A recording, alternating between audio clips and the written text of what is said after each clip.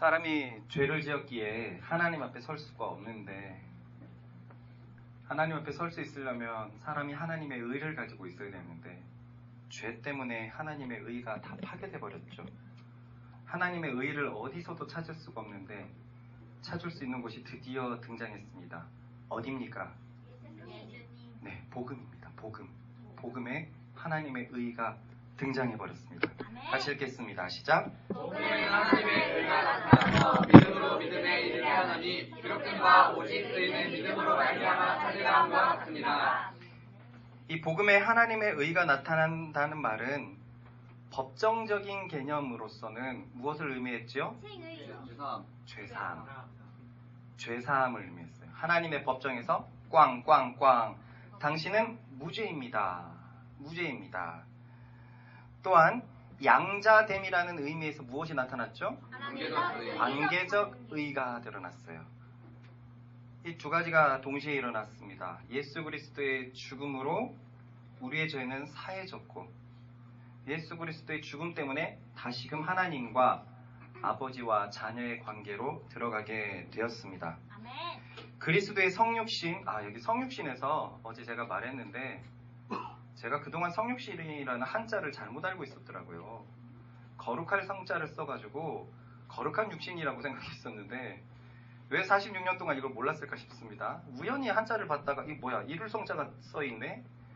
그냥 육신이 되다라는 뜻이었어요. 성육신, 거룩한 육신이 아니라 육신이 되다. 이해가죠? 네.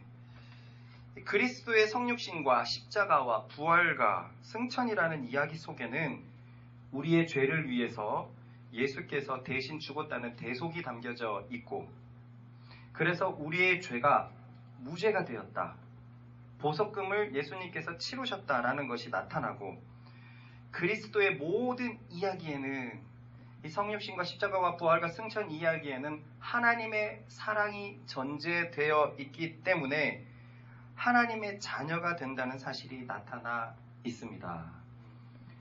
그러니까 자주 물어보거든요. 엄마, 아빠는 얼만큼 나를 사랑해? 그게 되게 좋은가 봅니다. 어제도 밤에 마음이가 일본에 갔다가 오면서 작은 그 자동차 책자를 사왔어요. 이렇게 넘길 수 있는 걸. 그걸 가지고 정도랑 좀 놀았어요. 정도야 이거 뭐야, 구급차, 뭐야, 뭐 지게차 이러고 놀고 있다가 제가 씻으러 갔습니다. 그 사이에 이 번개 같은 구름이가 와가지고 정도 거를 들고 쉐벼가지고 도망갔어요. 그러니 정도는 거기서 오열했죠. 씻고 있는데 오열하는 소리가 들리는데 제가 샤워가 있으니까 어떻게 나갈 수는 없었어요. 그리고 근데 뭐 한참 울고 있는 거예요. 그게 뭐 분이 안 풀리는지. 바로 줬는데도 그래 내가 갔는데도 이 들고 엉엉 울고 있는 거예요. 그러니 나를 보고 대뜸 보고 아빠 싫어 그러는 거예요. 아빠 갔기 때문에. 아빠 갔기 때문에. 내가 가가지고 그렇게 됐구나. 그래서 그랬구나. 전 씻고 와가지고 왜 아빠가 왜 싫어? 저는 엄마가 온 시간이 얼마 안 돼가지고 엄마가 오고 나서 다시 내가 싫어졌나? 그런 거야 그랬더니 엄마도 싫다는 거예요. 그래서 왜 아빠가 왜 싫어? 그래서 제가 한번 다시 물어봤어요. 아빠가 싫어? 그러니까 응 아빠 싫어. 아빠 뛰어 그러는 거예요. 그런데 제가 그 순간 그런데 아빠는 정도가 좋은데? 닌따? 그러더니 애가 기분이 확 바뀌었어요. 너무 놀랍게도 확 바뀌고 다시금 아빠 이거랑 가지고 놀자 해가지고 계속 놀리면서 그 뒤로는 안 울었거든요. 의론도 그렇고 정도도 그렇고 부모님이 자기를 사랑해준다는 사실은 굉장히 든든하고 의지가 되나 봐요. 그런데 이 그리스도의 얘기에 이것이 서려 있다는 겁니다. 오실 필요도 없었는데 예수께서 오신 것, 죽을 필요도 없는데 죽으신 것, 그리고 다시 살아나셔서 사람으로 하여금 승리하면서 살 수 있다는 것을 보여주신 것, 그리고 이 얘기가 모든 것을 완성했다고 원래 그 우편의 자리로 더 큰 영광을 가지고 복귀하신 것, 이 모든 얘기에 아버지의 사랑이 전제되어 있습니다. 그러므로 우리는 복음에서 하나님의 의가 나타났다고 했을 때 무죄함과 양자됨이 복음의 사실에 드러나 있다. 그것을 신학적 용어로 법정적 의와 칭의적 의가 드러나 있다라는 것을 이제 기억하시기를 바랍니다. 네. 관계적이요. 아, 그랬어요? 네, 법정적 의와 그래 저는 예 하는데 목소리가 작아가지고 참 이러고 있었는데 그런 이유가 있어요. 복음에는 법정적 의와 관계적 의가 드러나 있다는 것을 믿으시기 바랍니다. 제가 잘못이었군요. 그렇습니다. 그래서 우리가 이 복음을 믿는다는 것은 받아들인다, 동의한다라는 뜻이거든요. 받아들이면 우리는 하나님의 의를 얻게 됩니다. 이 의를 가지고 하나님 앞에 설 수 있게 됩니다. 그래서 복음은 믿음을 요구해요. 믿음만 있으면 된다. 우리 믿음의 최근에 새로운 이해에 도달했죠. 아, 믿음이라는 거. 이 믿음도 공로가 아니야? 믿음은 어쨌든 우리가 믿어야 되니까, 내게서 시작되니까 공로가 아니야? 이런 쓸데없는 생각을 했었는데, 그리스도를 믿는다는 것은 내가 철저하게 무능력하다는 것과 그분이 다 하셨다는 것을 믿는 거기 때문에 이 믿음은 오로지 하나님 되게 하는 그런 의미가 있었던 것입니다. 오늘도 이 믿음이 부어지기를 바랍니다. 나를 죄에서 구원하기 위한 하나님의 모든 작업은 이미 끝났다. 누구든지 가압 없이 와서 마시라라고 얘기하잖아요. 와서 믿음 가지고 진짜 그렇다고 하고 나가서 퍼먹으면 그 하나님의 의는 우리가 될 것입니다. 하지만 하나님께서는 우리에게 자유의지를 주셨기 때문에 이 복음을 듣고도 받아들이지 않을 권리도 사람에게는 얼마든지 있습니다. 하지만 그 선택의 책임과 몫은 당연히 그 사람이 책임져야만 합니다. 그 책임이란 복음을 믿고 받아들이는 사람에게는 하나님의 의가 얻어지지만 그 복음을 받아들이지 않는 사람에게는 하나님의 의가 아니라 무엇이 주어지죠? 네, 하나님의 진노가 나타난다는 것입니다. 읽어보겠습니다. 시작. 하나님의 진노가 불의로우시를 막는 사람들의 모든 경건하지 않음과 불의에 대하여 하늘로부터 나타나나니. 이 부분을 정확히 이해해 보도록 하겠습니다. 더 자세히 이해해 보겠습니다. 복음에는 하나님의 의가 나타나고 진노가 나타난다는 말이 맞지만 더 정확히 보면 이렇게 되면은요, 복음을 받아들이기 전에 사람은 중립 상태에 있는 사람 같아요. 그래서 받아들이면 의를 얻고 받아들이지 않으면 진노에 가는 것 같아요. 그러나 그렇지 않습니다. 따라해 봅시다. 애초에 복음은 모든 사람이 하나님의 진노 가운데 있다는 것을 전제한다.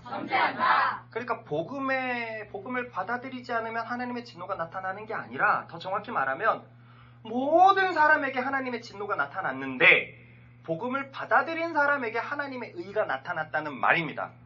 이해가 가죠? 모든 사람은 하나님의 진노에 놓여 있다. 왜냐하면 모두가 죄인이기 때문입니다. 로마서의 말씀을 한번 보십시다. 시작. 기록된 의인은 없나니 하나도 없으며 깨닫는 자도 없고 하나님을 찾는 자도 없고 다 치우쳐 함께 무익하게 되고 선을 행하는 자는 없나니 하나도 없도다. 그러므로 모두가 이런 상태, 하나님의 진노의 상태, 하나님의 원수된 상태에 놓여 있는데 복음을 받아들이면 하나님의 의를 획득해서 천국의 학생증을 얻는다는 것입니다. 하지만 복음을 받아들이지 않으면 그때 복음을 받아들이지 않을 때 하나님의 진노가 나타나는 게 아니라 원래 있던 그 하나님의 진노에 그대로 내버려 두게 된다는 뜻입니다. 이해 가시죠? 네. 너 복음 안 받아들이면 진노가 나타날 거야가 아니라 너가 지금 진노 가운데 있어. 그러니 복음을 받아들여야 돼. 이 복음을 받아들이지 않는 사람에겐 그 진노가 계속될 거야. 바로 이 말씀이라는 것입니다. 그러므로 이 18절은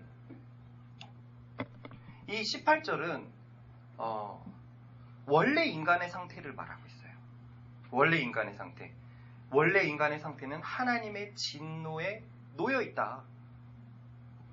그리고 그 인간의 상태의 속성은 불의로 진리를 막는 것인데 이것에 대해서 쉬운 성경은 이렇게 번역했습니다. 시작. 하나님의 진노가 하늘로부터 나타나서 불의한 행동으로 진리를 거스르는 사람들이 행한 모든 경건치 않은 것과 불의를 치십니다. 조금 더 쉽게 설명이 되었죠. 불의한 행동으로 진리를 거스르는 사람들을 치실 것일 거예요. 하나님의 진노가 나타날 거라는 겁니다. 우리는 저번 주에 진리와 배치되는 세상의 가르침들을 배웠어요. 예를 들어 진리가 뭡니까? 진리는 뭡니까? 이렇게 물어보면 뭐라고 대답해야 될까요? 뭐라고? 아니 그거는 진리 자체의 뜻이고 예수 그리스도를 더 확대하면 맞아요. 예수 그리스도가 맞아요. 맞겠네요. 따라해봅시다. 예수가 구원자이다. 예수 그리스도가 맞겠네요. 진리는 예수가 구원자라는 거예요. 세상은 이 진리를 거스릅니다. 그래서 세상은 돈이 구원이요. 권세가 구원자요. 명예, 성적, 외모, 유명함 등이 구원이라고 말합니다. 그죠? 네. 인생의 성공이 구원이라고 말해요. 이 불의한 행동으로 진리를 거스르고, 진리는 예수님이 구원인데 세상이 말하는 진리는 불의한 것이고 진리를 거스르고 있다는 거죠. 하나님은 이런 사람들에게 진노를 바라시는데 문제는 복음은 모두가 이런 사람들이다 라고 말씀하시는 데 있어요. 모두가 불의로 진리를 거스르고 있다. 그래서 이 사람들의 양상은 불경건과 불의로 나타납니다. 불경건은 종교적인 언어죠. 하나님을 바라보지 않는 자세고요. 불의는 사회적인 언어입니다. 말 그대로 의롭지 못한 자세예요. 즉 하나님의 진노에 처한 사람들, 불의한 행동으로 진리를 거스르는 사람들의 양상은 하나님을 바라보지 않고 세상에 대해서는 불의한 자세를 갖고 있다는 거예요. 불의한 자세, 진리의 자세, 올바른 자세가 아니라 불의한 자세를 가지고 있다는 거예요. 한마디로 이 불신자 모두들은 하나님을 바라보지도 않고 타인에 대해서 불의한 행동을 하고 있다. 이런 사람들에게 하나님의 진노가 나타난다는 말인데, 여기서 하나님은 전능자이시며 모든 것이 가능하신 전능자이시며 모든 것을 초월하시는 초월자이고 절대자이시며 모든 것을 창조하신 창조자이시며 모든 것을 마감하시는 마감자이시기에 한마디로 심판자라는 거예요. 심판자의 진노가 나타난다는데 언제부터? 이 시즌은 현재 시제라 그랬어요. 지금부터 영원까지 계속 나타나는 거예요. 모든 사람들이 죄인이기 때문에 하나님의 진노에 처해 있는데 그 진노는 지금도 나타나고 있고 과거에도 영향을 끼치고 있었고 앞으로도 계속 영향을 끼치고 있다는 겁니다. 그래서 우리는 저번 주 이것에 대해서 약간의 복선을 가졌죠. 아니 진노가 지금 불신자애들에게 일어나고 있다고요? 우리 엄마 성적이 최고다, 능력이 최고다, 권세가 최고다, 유명함이 최고다, 돈이 최고다. 우리 엄마한테 지금 하나님의 진노가 나타나고 있다고요? 그런데 이 질문에 대답하기 전에 먼저 우리가 알아야 될 것이 있습니다. 왜 세상 사람들 모두는 하나님의 진노에 처해 있는가? 라는 부분이 전제가 되어 있어야 돼요. 왜 모든 사람은 하나님의 진노를 받을 수밖에 없는가? 이것을 깨닫고 나면 우리는 우리에게 주어진 복음이 훨씬 더 소중해질 것입니다. 바울은 이 부분에 대해서 다음과 같이 선언합니다. 인류가 하나님의 진노에 처해진 이유는, 따라해봅시다. 하나님을 알면서도 하나님을 영화롭게도 감사하지도 않았기 때문이다. 네, 우리 다음 말씀 읽어보겠습니다. 시작. 이는 하나님을 알만한 것이 그들 속에 보입니다. 하나님께서 이를 그들에게 보이셨느니라. 하나님을 알되 하나님을 영화롭게도 아니하며 감사하지도 아니하고 오히려 그 생각이 허망하여지며 미련한 마음이 어두워졌나니. 이 말씀이 사실이라면 인류가 왜 하나님의 진노에 처했는지 이해할 수 있습니다. 하나님을 알면서도, 하나님을 안다는 게 뭘까요? 하나님이 누구신지 알면서도 그에게 합당하게 돌아가야 될 영광을 돌리지 않았기 때문에 하나님이 진노하신다는 거예요. 참 이 표현은 굉장히 중요한 표현이거든요. 불신자 모두가 하나님을 알고 있다고 성경은 전제하고 있습니다. 전제하고 있어요. 여기서 대부분의 사람들은 진짜 여기서 갸웃하거든요. 우리 엄마는 하나님 모르던데요? 이렇게 말할 수 있어요. 그러나 성경은 그렇게 얘기하지 않습니다. 사람들 속에 하나님을 알 만한 것을 하나님이 주셨다라고 그렇게 얘기를 하고 있습니다. 이것을 쉬운 성경으로 볼까요? 시작. 하나님께서는 사람들에게 하나님을 알 수 있게 하셨으므로 사람들 속에 하나님을 알 만한 것이 있다는 것은 분명합니다. 성경의 선언입니다. 대체 무슨 말일까요? 불신자들 속에 하나님을 알 만한 것이 있다는 것이 분명하다는 것은 무슨 말일까요? 또 어떤 의미에서는 나도 하나님 아직 잘 모르겠는데 불신자들이 하나님을 안다고요? 이렇게 생각할 수도 있어요. 이어지는 말씀을 봅시다. 시작. 창세로부터 그의 보이지 아니하는 것들 곧 그의 영원하신 능력과 신성이 그가 만드신 만물의 불변이 보여 알려졌나니 그러므로 그들이 핑계하지 못할지라. 공동 번역 개정 성경으로 봅시다. 시작. 하나님께서는 세상을 창조하실 때부터 창조물을 통하여 당신의 영원하신 능력과 신성과 같은 보이지 않는 특성을 나타내 보이셔서 인간이 보고 깨달을 수 있게 하셨습니다. 그러니 사람들이 무슨 핑계를 대겠습니까? 쉽게 말해서 이 말씀은 자연 만물을 보면 사람은 하나님을 알 수 있다는 거예요. 그래서 우리가 오늘 그런 찬송들을 불러왔거든요. 왜냐하면 그 자연 만물에는 하나님의 능력과 신성, 신적인 것이 담겨 있다는 거예요. 이 말에 대해서는 아무도 핑계할 수 없다라고 성경이 말하고 있습니다. 저는 확신합니다. 과연 이 세상 사람들 중에 이 세상의 자연 만물을 보고 창조자를 떠올리지 않은 사람이 한 사람이라도 있을까요? 있을까요? 저는 골수부터 진화론자입니다. 라고 하는 사람이 신의 존재에 대해서 생각해 본 적이 과연 한 번이라도 없었을까요? 봄의 향기는 어떻습니까? 만물이 소생하는 봄에서 우리는 생성하는 능력을 보고 봄이 되면 기분이 붕 뜹니다. 그죠? 진달래가 펴지고 개나리가 펴지고 저도 학창시절에 생각을 해보면 학창 이렇게 창문 밖에서 개나리가 펴지면 뭔가 기분이 진짜 좋았어요. 뭔가 살아가는 그 느낌, 뭔가 세상이 참 좋아요. 이쁘고 막 샘솟는 것 같고. 여름은 어떻습니까? 여름의 향기는 얼마나 상쾌합니까? 찌는 듯한 더위에서 피하는 그 상쾌함, 물의 상쾌함, 수박의 상쾌함, 그리고 그늘의 상쾌함. 가을의 향기는 어떻죠? 저 단풍들을 보면서 어떻게 저렇게 아름답게 물들었을까? 어렸을 땐 잘 몰랐어요. 여러분들 점점 느끼고 있죠? 어렸을 땐 왜 저렇게 어른들이 단풍 좋아하나? 단풍 구경 가자. 그런데 나이가 들면 들수록 이 오토바이 타고 가다가도 이 가을 풍경, 단풍을 보면 이 절로 사진을 찍을 수밖에 없는 그런 풍경들이 있어요. 너무 아깝다라는 거예요. 이거는 너무 아깝다. 겨울의 향기는 어떻습니까?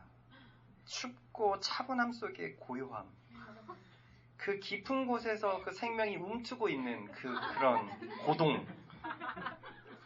여러분들 타락했습니까? 나만 느끼고 있어요? 그 흰 눈의 그 색깔들도 보세요. 그죠? 겨울은 흰색이 너무 잘 어울리고, 봄은 분홍색이나 노란색이 너무 잘 어울리고, 여름은 파란색이 너무 잘 어울리고, 가을은 단풍색이 너무 잘 어울리고, 오색이 다 잘 어울리고, 이런 걸 보면서 과연 이것이 우연으로 생겨서 자연이 이렇게 됐다 라고 확실히 100% 믿는 사람이 어디 있을까요? 이게 신의 작품인가? 이런 생각을 안 해봤을까요? 여러분, 우주는 어떻습니까? 우주는 더 그렇습니다. 전체 우주에서 지구는 먼지 크기만도 못해요. 우주는요, 알면 알수록 경외스러워요. 두렵습니다. 두려워요. 지구는 우주의 크기에 비해서는 먼지 하나밖에도 안 되는데 또 지구 안에서 나라는 존재도 먼지 하나밖에 안 돼요. 그럼 우주 속에서 나는 얼마나 작은 존재입니까? 원자 크기도 안 돼요.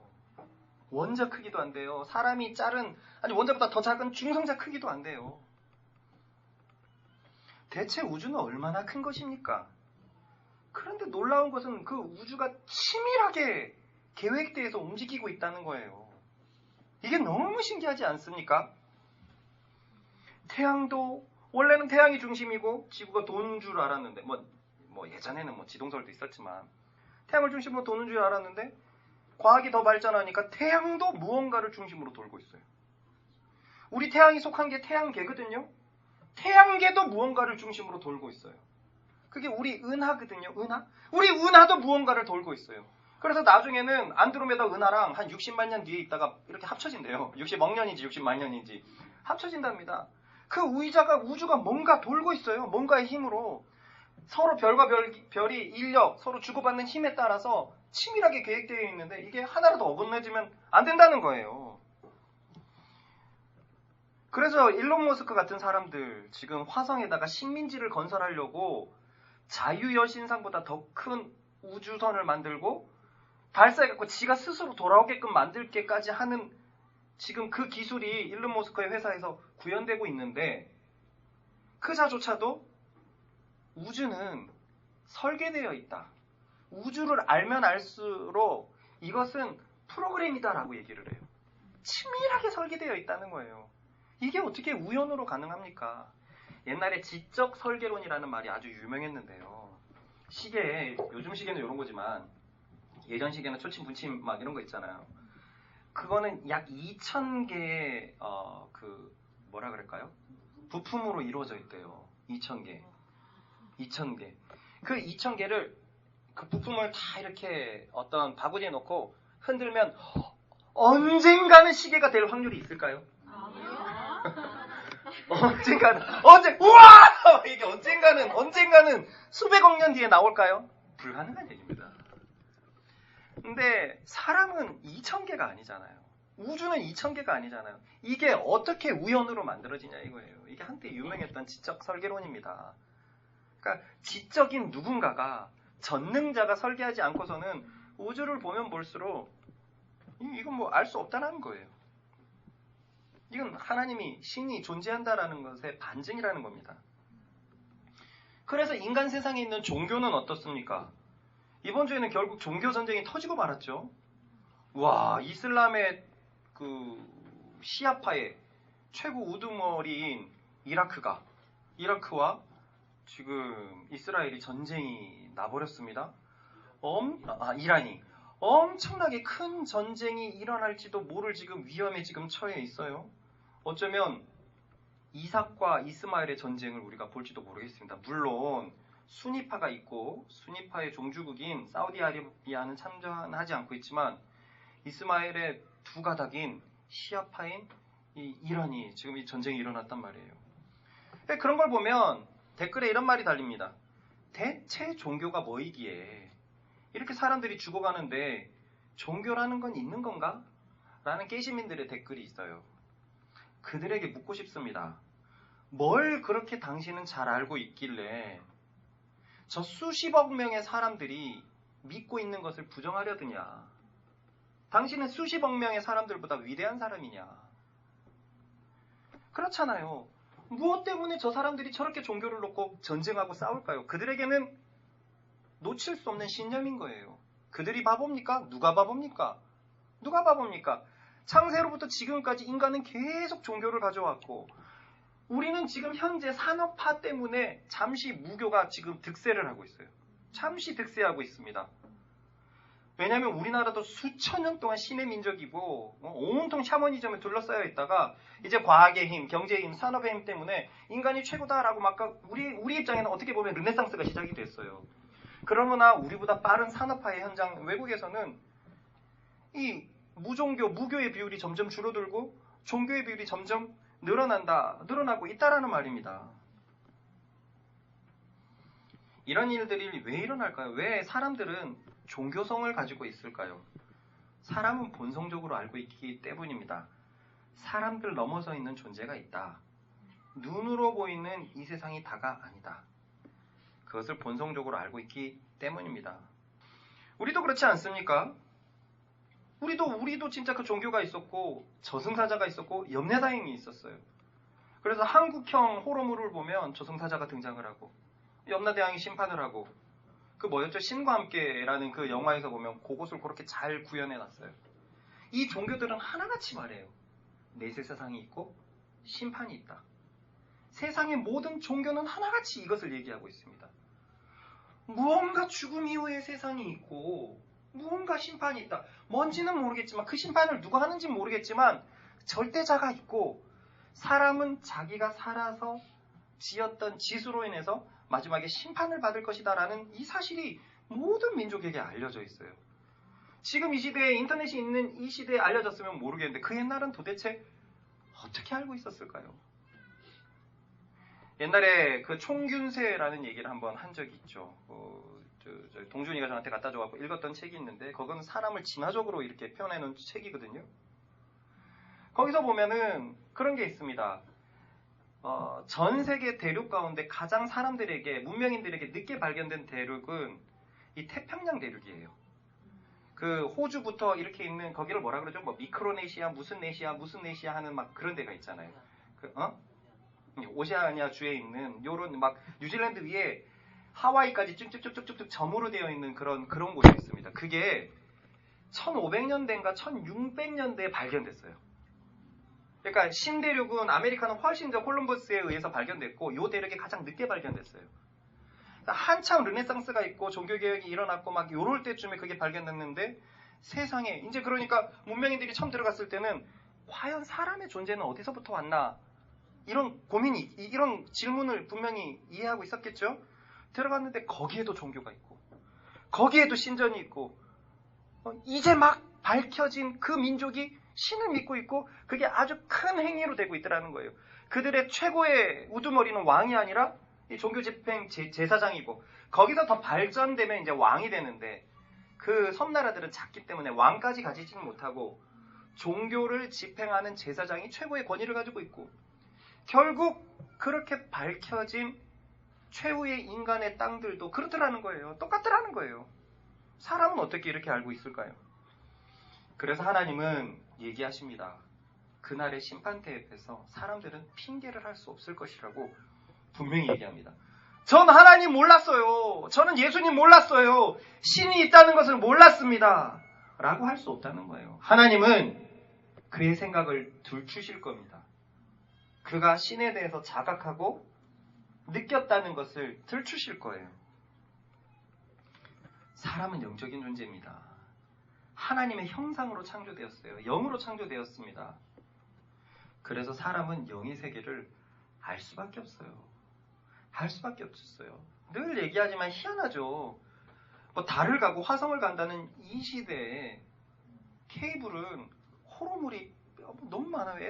막 그런 영적인 얘기를 다루는 게 너무너무 많습니다.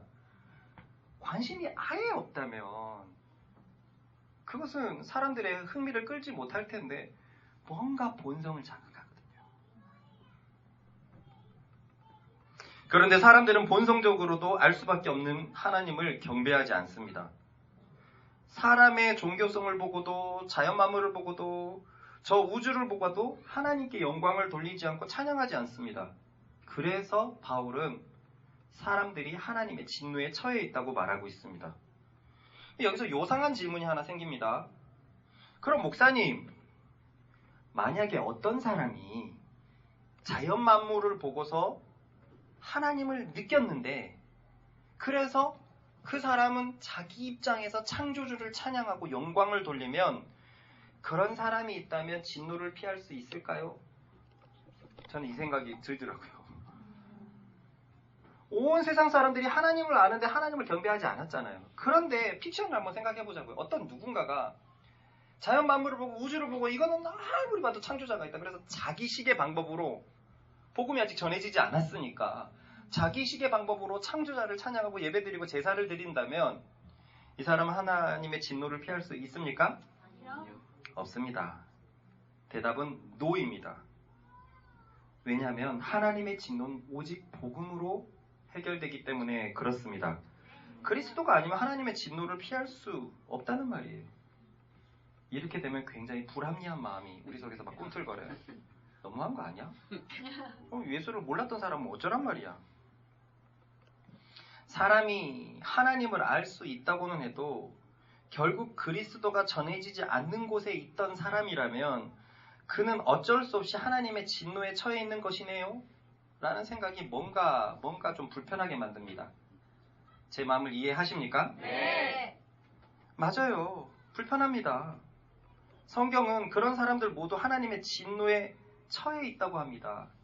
그렇기 때문에 성경은 우선적으로 우리가 예수의 증인이 되어야 된다라고 계속 강조하고 있어요. 그래서 그들로 하여금 하나님의 진노를 어떻게 피할 수 있게 할지 책임이 우리에게 있다는 것입니다. 에스겔서를 계속 읽고 있는데요. 거긴 그렇게 적혀 있거든요.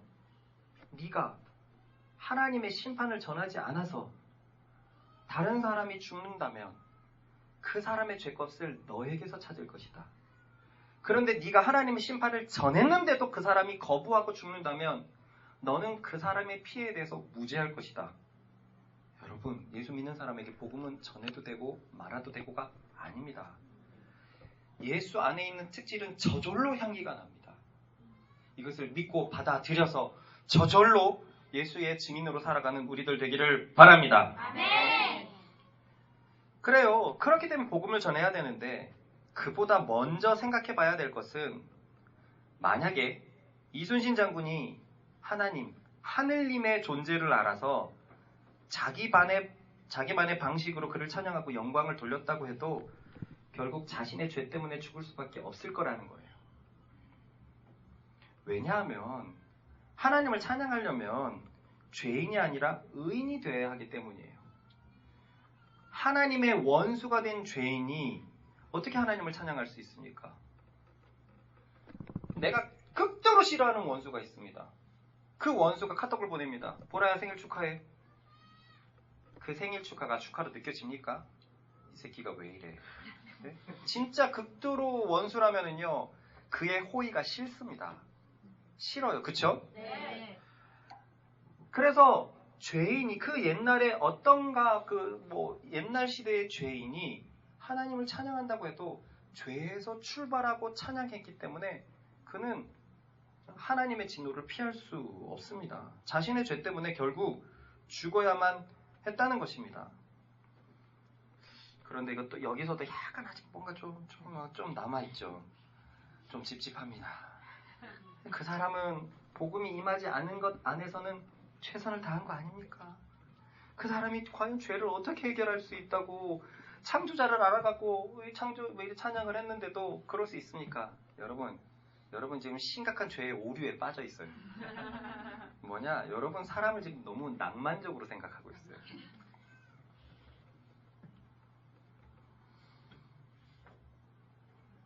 죄인을 지금 굉장히 긍정적으로 본 거죠. 당신이 하나님을 찾고 싶어도 죄 때문에 그럴 수 없었어요 라고 긍정적으로 본 겁니다. 근데 죄라는 것은 사람을 그렇게 낭만적으로 두지 않습니다. 죄는 우리의 생각 이상으로 사람을 오염시켜버리기 때문입니다. 바울은 바로 이 부분을 지적하고 있습니다. 하나님을 아는 사람이, 그러니까 하나님을 알 수밖에 없는 사람이, 그래서 결국 한 짓이 무엇이냐면 하나님을 찬양한 것이 아니라 하나님이 만드신 창조물들을 찬양했다는 거예요. 누군가가 옛날에 막 열심히 이렇게 하나님을 찬양할 수는 없었나요? 이 사실이 낭만적이라는 거예요. 죄는 하나님을 바라보지 못하게 해서 하나님을 찬양한 것이 아니라 하나님이 만드신 것들을 찬양하도록 살짝 바꾸어 버렸습니다.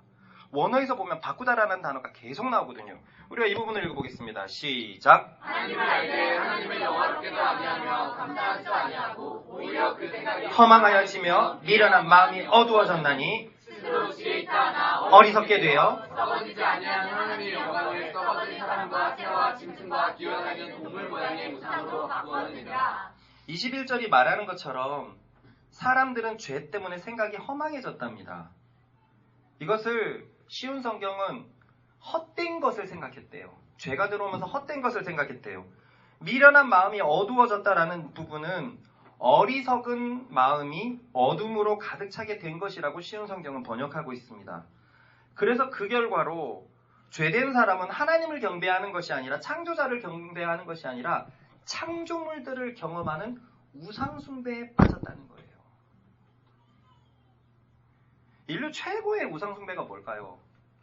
태양신입니다. 거의 대부분의 모든 민족이 태양을 섬기고 있어요. 자기가 눈으로 보는 것 중에서 가장 위대한 것이 태양이거든요. 농사를 지음에도 태양이 너무나 필요하고 살아가면서 가장 중요한 게 태양처럼 느끼기 때문에 태양신은 가장 강력한 우상이었고 초대교회, 기독교의 최대 라이벌이 태양신 종교였어요. 우린 몰랐지만 로마 제국의 최대 라이벌이 태양신 종교였어요. 그런데 신기하죠? 그 태양을 창조한 분을 찬양하는 게 아니라 사람은 죄 때문에 허망해져서 아주 미련하고 어리석은 마음이 가득해져서 하나님이 만드신 태양을 창조한 거예요. 그래 사람을 낭만적으로 볼 수 없다는 겁니다. 창조자를 찾으려고 하는 그 마음은 죄 때문에 다 오염되어서 창조물을 찾고 있었다는 거예요. 우상숭배에 빠졌다는 겁니다. 아마도 이 부분은 바울이 구약의 외경인 지혜서를 인용하는 것으로 보이는데요. 지혜서에는 이런 말씀이 있다고 합니다. 장인의 작품에는 관심을 쏟으면서 정작 그것을 만든 장인에 대해서는 인정하지 않고, 이미 구약의 외경에 이런 말씀이 있어요. 또한 그들은 집에서 만든 신들을 섬긴다. 그래서 이런 자들을 변명해 줄 수 없다라는 것이 구약의 외경에 지혜서라는 곳에 있다고 합니다. 바울 시대 때는 성경이 정경으로 주어지지 않았기 때문에 유대인의 책들 가운데서 지혜서는 굉장히 높게 취급되었고, 사실 지혜서는요 종교개혁가들 안에서도 굉장히 높게 취급되었어요. 그게 성경에는 들어와 있지 않지만 굉장한 권위를 가지고 있습니다. 그럼 왜 사람들은 미련하게도 창조자를 주목하지 않고 창조물을 주목했을까요? 왜 우상숭배에 빠졌을까요? 뭐라고? 눈에 보여서. 또 누군요? 자신의 삶에 유익이 되죠. 아 맞아요. 이 얘기입니다. 여지없이 죄 때문입니다. 죄 때문이에요. 뭐가 잉태한 즉 죄를 낳죠? 욕심이 죄가 잉태한 즉 죄를 낳아요? 그래요, 맞네요. 사람이 잉태한 즉 사람을 낳으니까. 욕심이 잉태한 즉 죄를 낳습니다. 그러니까 죄인은 기본적으로 욕심이 가득한 사람이에요. 욕심에서 다 죄가 파생됐잖아요. 사단도 그렇게 망했고 사람도 그렇게 타락했죠. 그러니까 죄인의 기본 속성이 욕심이 돼버렸습니다. 그래서 그 욕심 때문에 자신의 관여된 것에만 중요하게 생각합니다. 예를 들어 어부가 있습니다. 이 어부에게 너무 중요한 것은 바다예요. 바다가 진노하면 자기는 나가지도 못하고 나갔다가 죽을 수 있으니까 바다는 자기 생업과 너무 중요합니다. 그래서 사람들은 바다를 섬기는 거예요. 그래서 그리스 로마 신화에서도 보면 포세이돈은 뭐 이대신 내지는 뭐 그렇게 굉장히 높은 권위를 가지고 있잖아요. 바다가 너무 중요하다는 거예요. 그리고 아까 말한 대로 가장 중요한 건 태양이에요. 태양입니다. 농사에 태양이 너무 중요하니까 그래요. 같은 이유로 비를 신으로 섬기는 민족도 있습니다. 농사의 비가 너무 중요하니까요. 같은 이유로 메뚜기를 섬기는 민족도 있어요. 왜냐? 메뚜기는 농사의 재앙이죠. 그래서 그를 잘 다스려가지고 어루고 달래야 돼요. 메뚜기 신기.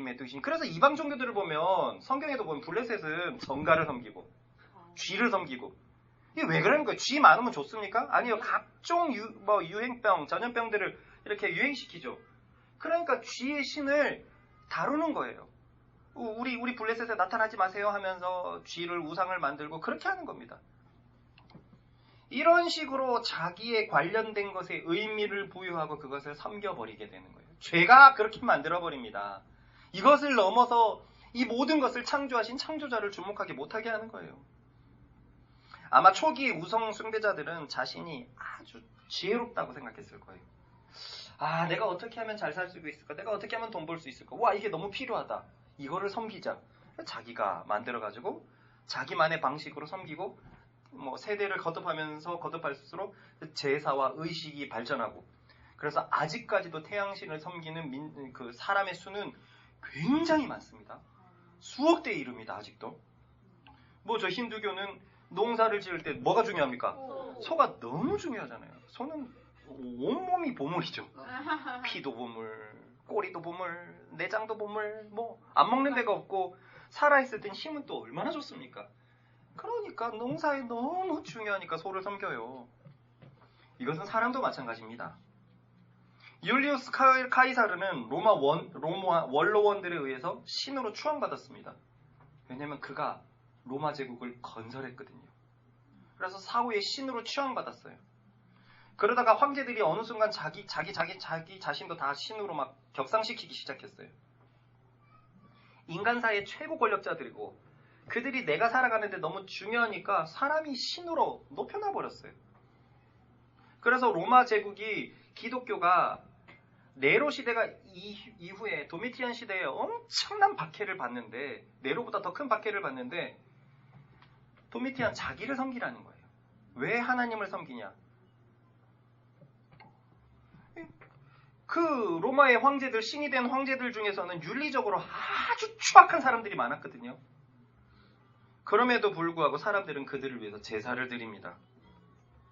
참 바보 같죠? 바다를 만드신 분을 왜 못 떠올리고 태양을 만드신 분을 왜 못 들리고 사람을 만드신 분을 왜 주목하지 못할까요?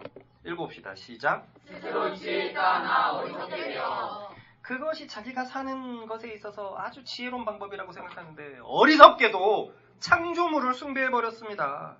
죄가 막아버렸어요. 사람의 욕심이 사람을 왜곡시켜서 하나님께로 생각이 못 가게끔 하고 계속 자기에만 아주 철저하게 자기에만 머물게 합니다. 그러므로 어떤 낭만적인 생각은 필요 없는 생각이에요. 그것은 있을 수가 없습니다. 이해 가십니까? 네. 만약 설령 어떤 누군가가 창조자를 섬겼다고 하더라도 철저히 자기 욕심으로 자기 생각하에서 찬양했을 거예요. 이해 가시죠? 네. 그것을 벗어날 수가 없어요. 벗어난 사람을 한 명이라도 본 적이 있습니까? 그래서 사람들에게 진노가 부어졌습니다. 우상 숭배하는 사람들에게 진노가 부어졌어요. 창조자를 찬양하지 않고 창조물을 숭배하는 자들에게 진노가 부어졌어요. 이것은 현재 시제로 지금도 그들에게 진노가 부어지고 있습니다. 이 우상 숭배는 지금도 다양한 방법으로 나타나고 있죠. 돈을 숭배하는 방법 아니라고 해도 정말 숭배하는 사람들이 대다수고 이 세상이 가르치는 구원의 방법들을 숭배하는 사람들이 얼마나 많습니까? 이 사람들은 다 이 진노가 부어지고 있는데 오늘 바울은 이런 불신자들에게 향해서 하나님이 부으시는 세 가지의 진노에 대해서 말하고 있어요. 첫 번째 진노입니다. 읽어보십시다. 시작. 그러므로 하나님께서 그들의 마음의 정욕대로 더러움을 내버려 두사 그들의 몸을 서로 욕되게 하게 하셨으니 더러운 그 상황에 그대로 내버려 두셨다는 거예요. 이 하나님의 진노는 내버려 두심, 죄에서 건지시지 않는다는 거예요.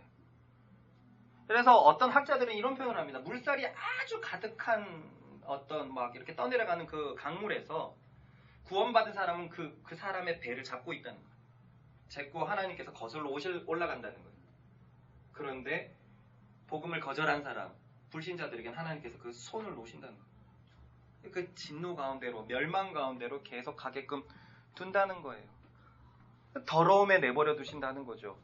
신을 섬기기 위해서 하는 방법들이 항상 음란으로, 음욕으로 번졌습니다.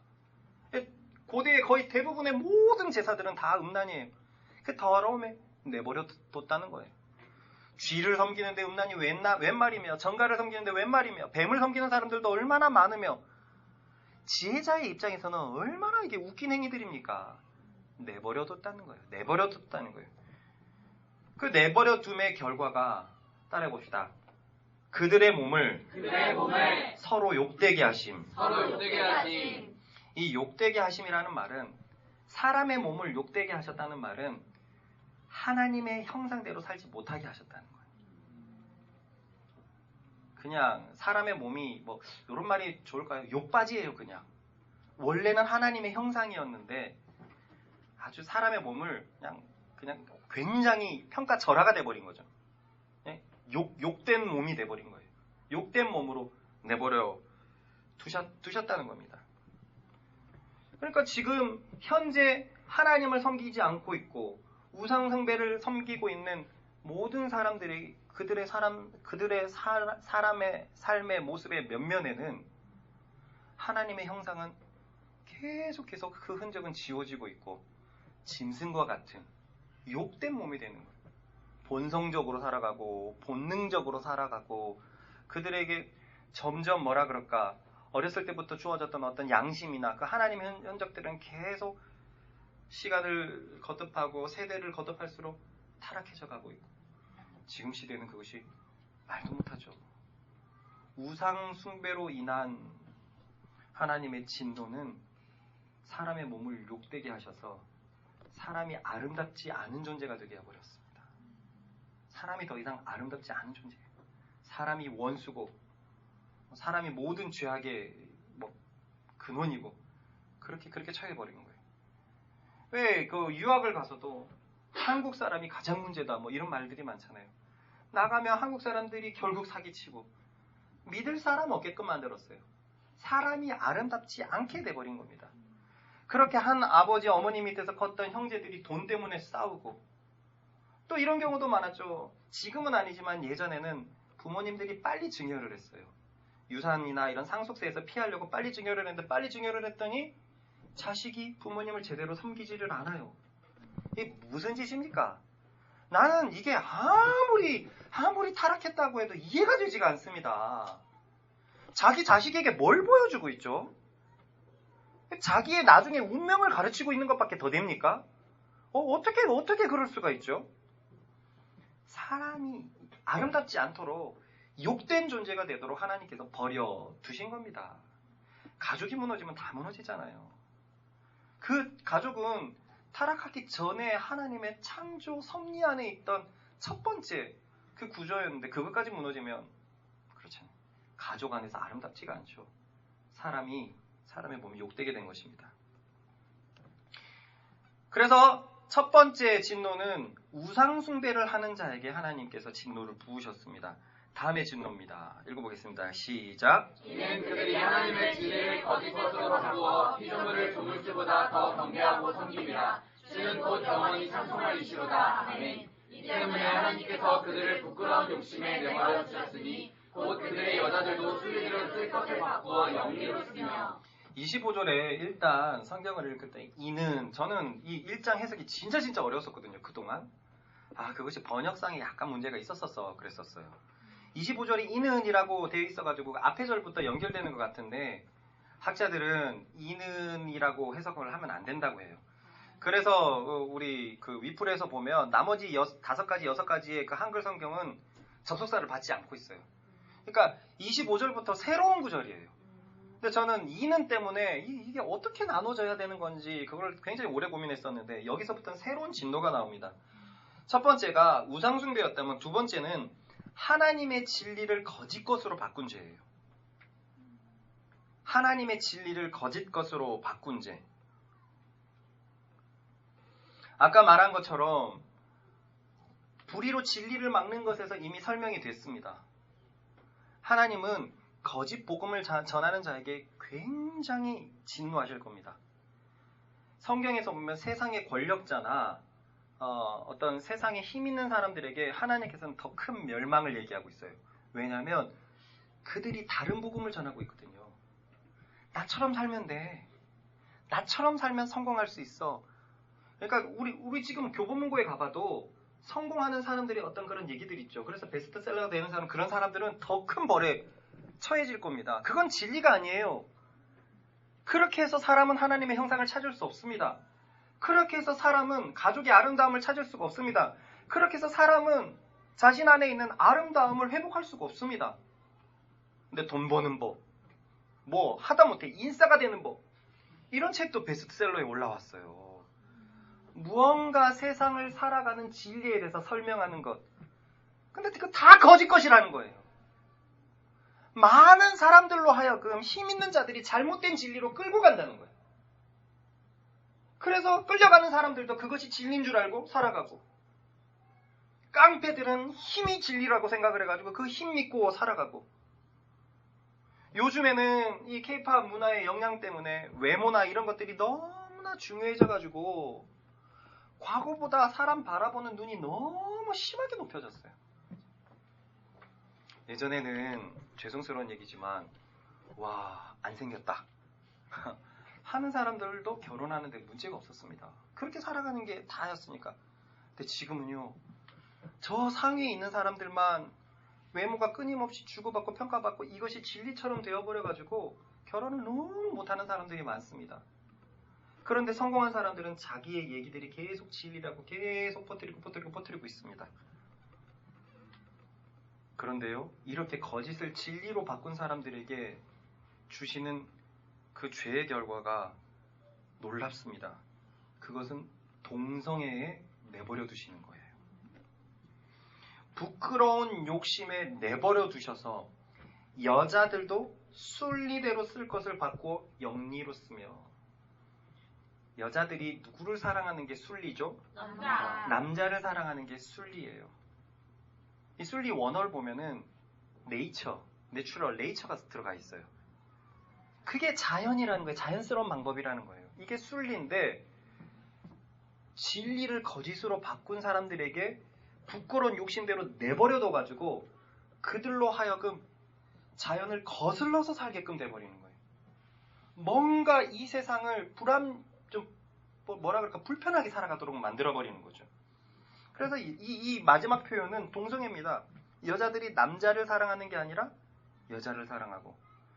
근데 그 다음 구절은 더 충격적입니다. 읽어보겠습니다. 시작. 그와 같이 남자들도 순리대로 여자 쓰기를 버리고 서로 향하여 음욕이 부릴 듯하며 남자가 남자와 더불어 부끄러운 일을 행하여 그들의 그릇 때문에 상당한 보응을 그들 자신이 받았느니라. 지금도 동성애는요, 남자에서 더 빈번하거든요. 훨씬 더 빈번하거든요. 에이즈가 왜 퍼집니까? 아무리 그들이 항변을 해도 결국은 학문 섹스로 인해서 퍼져버립니다. 그래서 에이즈 걸리는 사람들은 대부분 남자들에 의해서 계속 퍼지고, 여자들이 걸리는 것은 그 남자들이 여자들과 관계를 했다가 퍼지는 경우가 대부분이에요. 지금도 이 땅의 동성애는 대부분이 남자들입니다. 근데 그때도 그런가 봐요. 뭔가 이게 있나 봐요.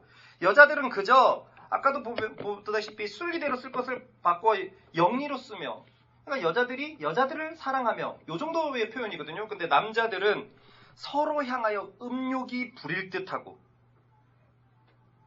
저는 이 부분에 감사한 게 뭐냐면,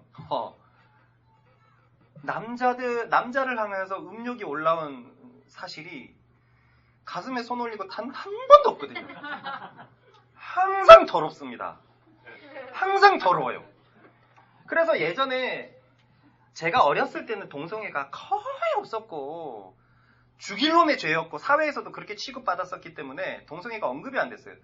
그럴 때 책을 보면 이 로마 제국 시대 때 이 동성애가 너무 빈번했다는 그 얘기들이 있어요. 그래서 유명하고 이제 권세 있는 사람들은 집에서 다음 후배들을 양성하고 그들 중에서 양자로 삼는 거거든요. 양자됨이 여기서 왔거든요. 그래서 집에 10대 남자들이 4-5명씩 그렇게 거주하고 있었고, 그것은 다 이 권세자의 성노래기였어요. 그러고 그 중에서 발탁되고 양자가 되면 여자는 그냥 단순한 이렇게 출산을 향한 도구뿐이 아니고 남자를 그렇게 아꼈어요. 로마 황제 중에서는 이런 동성애에 빠진 사람도 많습니다. 저는 그래서 이 표현이 서로 향해서 음욕이 부릴 듯한다라는 말이 정말 이해되지 않는 것이 너무 감사해요. 와, 주님이 버려두시지 않았구나. 저와 같은 마음을 갖고 있다면 기뻐하십시오. 이거 진짜 기뻐해야 될 거예요. 여자를 보고 그런 마음이 생기는 거, 그것도 간음이고 뭐 그렇긴 하지만 어쨌든 순리라는 거예요. 그런데 지금 이 시대가 그렇다면 하나님이 얼마나 버려둔 시대라는 것을 우리가 이 부분에서 절감하고 통감하게 되잖아요. 남자가 남자와 더불어 부끄러운 일을 행하며 그 예전에 우리가 그 동성애 글을 한번 한 수년 전에, 거의 10년 전입니까? 읽어본 적이 있는데, 그 글에서 우리가 충격받았던 것은 동성애에 빠지게 되면 본능이 완전히 마비가 되어서 남자는 그냥 음욕의 대상으로밖에 안 느껴진다는 거잖아요. 그럴 수 있을까 싶은데 더 큰 쾌락을 찾아가지고 그 쾌락이 자아가 돼버려서 그렇게만 살아간다는 거죠. 그래서 에이즈를 치료하는 그 병원에서는 하도 그 병원 안에서도 남자들이 이 관계를 하는 관계가 너무 많아가지고 화장실도 밑을 다 뚫어놨어요. 다 뚫어놨어요. 남자 둘이 들어가는 걸 다 보게끔. 다 밑에 다 다리가 보이게끔 뚫어놨는. 그런데도 그 짓이 일어나는 거예요. 그 짓이 일어나는 거예요. 아주 더러운 얘기지만 그 에이즈 병원에서는 그 환자들이 엉덩이에 피 묻고 환자복이 있는 게 많다는 거예요. 근데 왜 그렇게 되냐? 그들이 그릇 때문에 상당한 보험을 그들 자신이 받았느니라. 이미 동성애 자체가 버려두심의 증거라고 하나님께서 말하고 있고, 남자가 남자를 사랑하고 여자가 여자를 사랑하는 것이 이미 심판의 증거라는 겁니다. 증거라는 거, 버려둠의 증거라는 거예요. 그러니까 짐승만도 못한 인간이 되는 거죠. 우상숭배는 아까 뭐였죠? 무슨 결과였죠? 우상숭배의 결과. 우상숭배의 결과는 인간의 몸이 욕되게 된 것이고, 인간이 하나님 형상을 완전히 잃어버려서 아름답지 않게 된 것이고, 이렇게 진리를 거짓 것으로 바꿔버린 사람들에 대한 결과는 동성애다. 그러니 PC주의는 정말 이 시대가 얼마나 끝까지 왔는지, 아예 그건 진리를 거짓 것으로 바꾸는 것을 모토로 삼고 있잖아요. 그들의 모토는 성경에서의 탈출입니다. 전통적인 시각에서 남자, 여자 이런 모든 것들이 가정관, 가부장적인 거 다 성경에서 왔다는 거예요. PC주의는 노골적으로 그것이 잘못된 진리고 이것이 정치적으로 올바른 것이다 라고 선언하는 것이 그들이에요. 그들은 로마서 1장을 봤나 봐요. 로마서 1장을 보고 그것을 일부러 그렇게 선언하는 것처럼 그렇게 해버렸어요. 그래서 온 세상이 정말로 미쳐 날뛰고 있죠. 마지막입니다. 세 번째 진노하심입니다. 읽어보겠습니다. 시작. 또한 그들이 마음에 하나님 주기를 싫어하매 하나님께서 그들을 그 상실한 마음대로 내버려 두사 합당하지 못한 일을 하게 하셨으니 곧 모든 불의, 추악, 탐욕, 악의가 가득한 자요, 시기, 살인, 분쟁, 사기, 악돌이 가득한 자요, 수근수근하는 자요, 비방하는 자요, 하나님께서 미워하시는 자요, 능욕하는 자요, 교만한 자요, 자랑하는 자요, 악을 도모하는 자요, 부모를 거역하는 자요, 우매한 자요, 배약한 자요, 부정한 자요, 무자비한 자라. 마지막으로의 죄는요, 하나님을 거부하는 죄에 대해서 말하고 있습니다. 하나님 두기를 싫어하며 하나님께서 그 상실한 마음대로 내버려 두셔서 하나님에 대한, 복음에 대한, 창조주에 대한 생각을 하기가 싫은 거예요. 뭔가가 더 끝까지 가고 싶지 않습니다. 타락한 상태에서 너 그렇게 살아도 되겠니? 너 신이 있다면 두렵지 않니? 생각하고 싶지 않은 거예요. 하나님 두기를 싫어하고 계속 자신의 죄 가운데서 살아갑니다. 그래서 하나님께서는 그들에게 버려둔 그 마음 그대로, 상실한 마음대로 버려두시는데, 그 버려두시는 행동들이 뭐냐면 합당하지 않은 일들이 삶 속에서 나타나기 시작한다는 거예요. 여기에 수없이 많은 것들은 특별한 의미를 가지고 막 순서 쌓았다고는 학자들은 보지 않습니다. 생각나는 죄들을 이렇게 바울이 쭉 열교했다는 거예요. 불의, 의롭지 못함, 추악하고 탐욕스러운 추악하고 더러운 죄들, 탐욕, 욕심이 가득한 것, 악의, 좋지 않은 생각들, 시기, 살인, 분쟁, 사기, 악독 다 같은 의미에서 나오죠. 시기, 질투에서 시작한 어떤 죄들, 수근수근, 비방, 뒤에서 막 말 많은 것들, 하나님께서 미워하시는 자요. 이것은 학자들은 번역이 좀 잘못됐다고 얘기를 해요. 하나님을 미워하는 자요 라고 봐야 된다고 합니다. 비방하는 자요, 하나님을 미워하는 자요, 신을 미워하는 거예요. 신의 존재를 애써 계속 부정하는 자들, 그리고 능욕하는 자들. 능욕은 아주 나쁜 말이죠. 그 사람의 멸시를 넘어서 아주 그냥 민망함에 극치를 주는 아주 나쁜 행동들. 그리고 교만하는 자요, 자랑하는 자요, 악을 도모하는 자요, 부모를 거역하는 자요. 이것은 정확히 디모데에서도 나오는데, 부모를 거역하는 것이 자랑하고 교만 뒤에 바로 연결되어 있기 때문에 학자들은 이 네 가지에 대해서 교만에서 비롯된 죄들을 한다 얘기를 합니다. 교만한 자요, 자랑하는 거죠.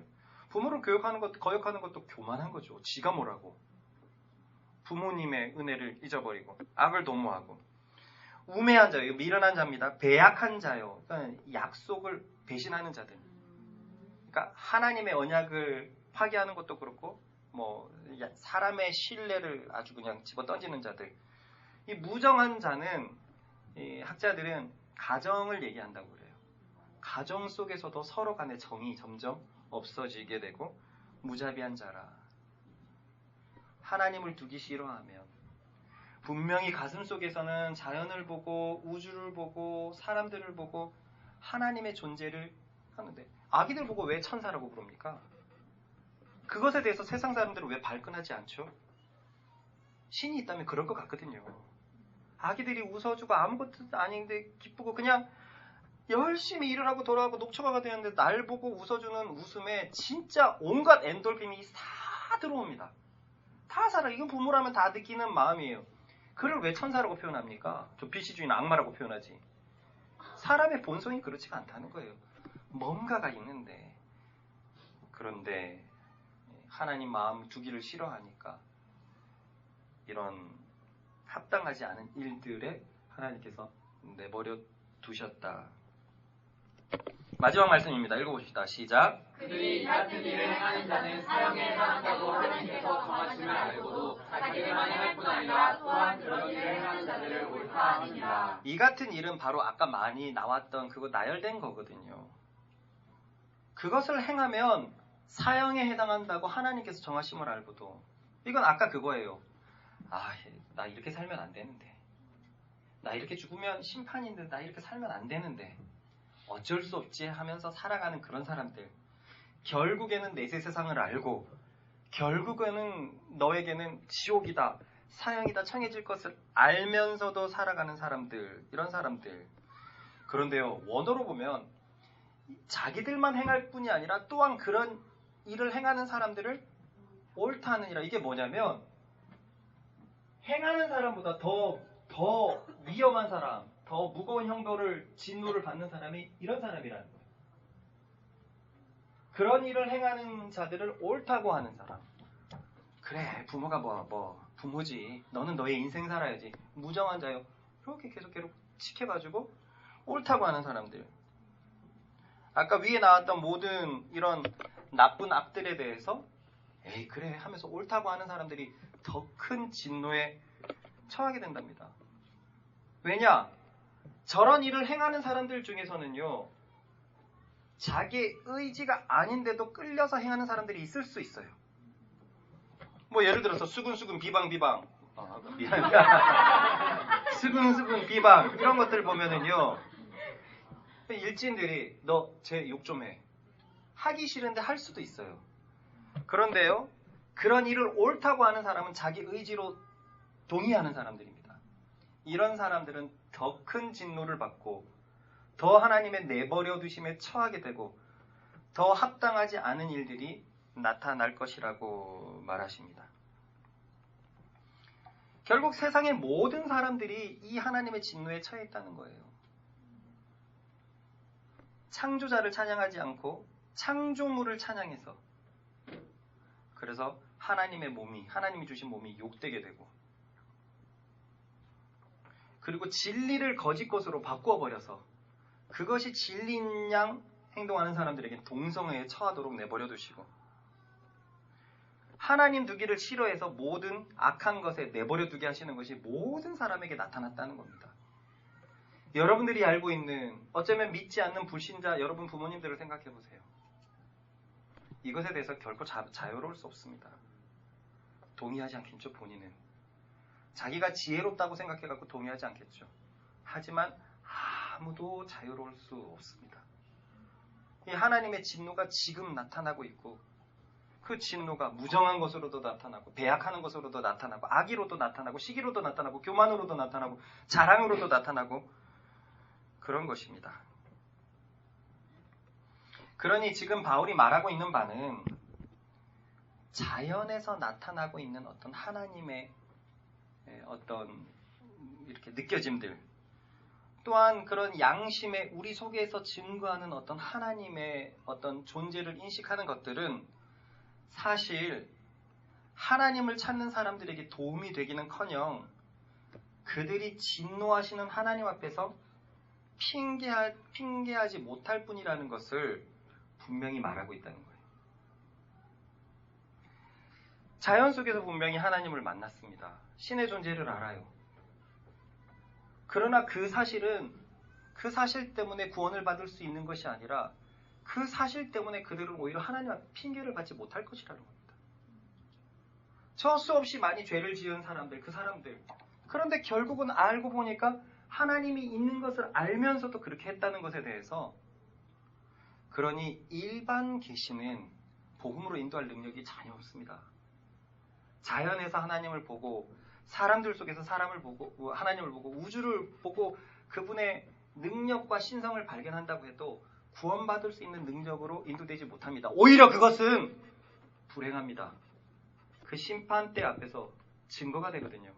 너 하나님을 알고 있었는데도 하나님을 찬양하지 않고 창조물을 찬양했잖아. 그것이 거짓이란 것을 알면서도 진리를 뒤엎었잖아. 너의 양심은 끊임없이 하나님에 대해서 주목하도록 했는데 너는 그것을 계속 사는 동안 무시하면서 걸어갔잖아. 결국 모든 사람들에게 주어진 이 일반 계시, 자연 계시는 오히려 그들을 목죄해오는 그런 증거가 될 것입니다. 오늘 말씀은 이렇게 맺는데요. 여러분, 우리의 상태는 어떻습니까? 여러분들은 들어보면서, 저도 이걸 보면서 계속 비교해보게 되거든요. 내가 주님의 의를 알고 있지만 내가 버려둠의 어떤 것에 들어가 있지는 않은가? 내 속에 하나님의 형상이 파괴된 부분은 없는가? 있죠. 저도 보면 버럭하고 발끈하고 막 그럴 때 하나님의 형상이 아니에요. 그래서 제가 그런 것이 강할 때는 우로니가 하나님 앞에 기도를 해요.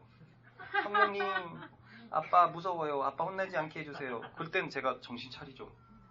그 아이에 있는 일반 계시가 무언가를 느껴서, 물론 설교도 듣고 했지만 그것이 잘못된 것을 본인이 느끼기 때문에 저에게 말해주잖아요. 이건 하나님의 형상이 아닙니다. 아, 조심해야 되겠구나. 그럼 나는 어떤 것을 내가 섬기고 있기 때문에 이런 거지?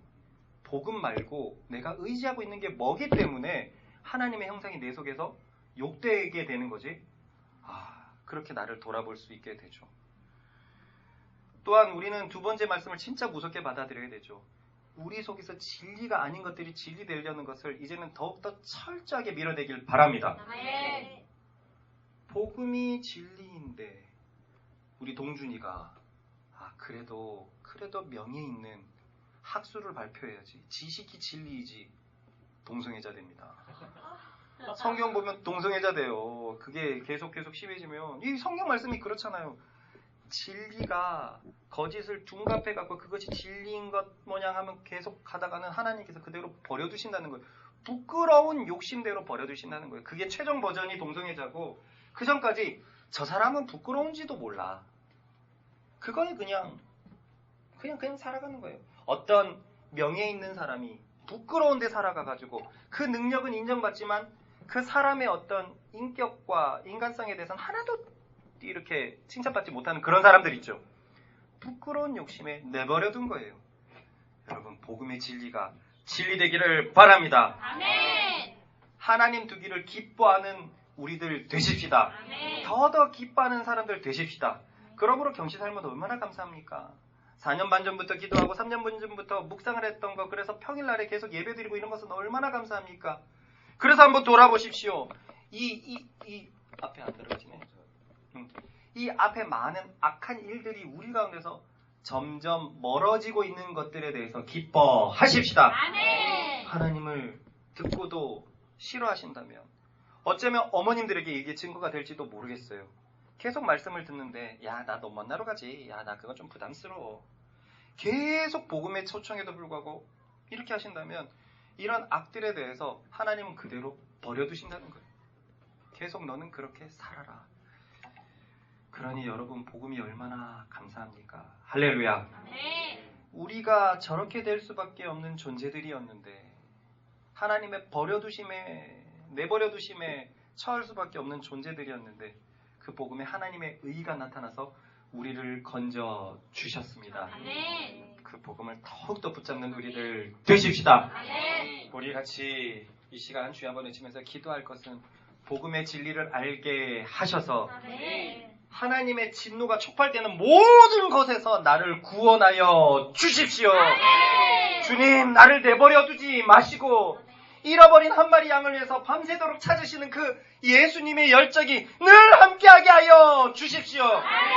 그래서 내가 복음을 더 붙잡겠습니다. 복음을 더 받아들이겠습니다. 더 복음을 믿고 싶습니다. 주여, 나를 하나님의 의로 계속 의로운 상태로 의로움을 유지할 수 있도록 인도하여 달라고 우리 주여 한번 외쳐서 기도하겠습니다.